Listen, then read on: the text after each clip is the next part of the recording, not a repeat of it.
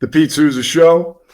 We are back up in the hotel after Texas Tech had a convincing victory against Colorado. Colorado's not very good at all. Texas Tech is very good. They beat Kansas on the road on Saturday in a real close game at Allen Fieldhouse, which I don't care how Kansas is doing.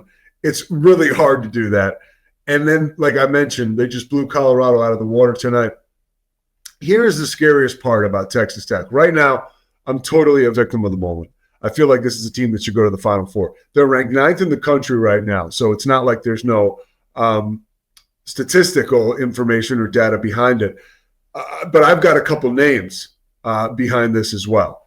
JT Toppin, Chance McMillan, Elijah Hawkins. These guys are all coming together.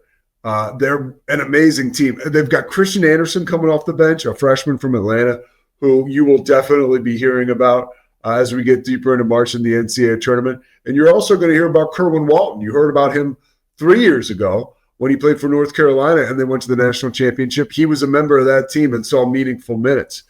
This is a very good basketball team, and they've got one of the best coaches in the country. Graham McCaslin is a one of one. Everywhere he's been, he's won.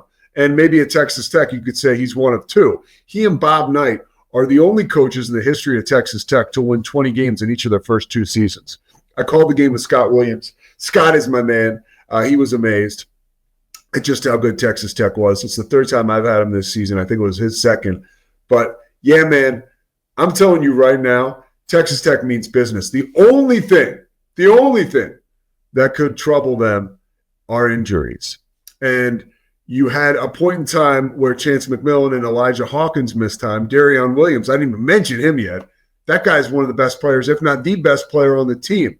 Darion Williams has found a way to adjust and play a certain type of basketball where he's absorbed the rest of his teammates and their abilities, I should say, and found a way to really make this team connect, because he was the guy early in the season that everyone looked at as the focal point. But as things started to come into picture, or the picture became it started to come into focus for this team, it was very clear that JT Toppin was going to be a significant contributor. And so was Elijah Hawkins, and so was Chance McMillan. And Darion Williams has found a way to bring them all together. So an amazing win for them tonight.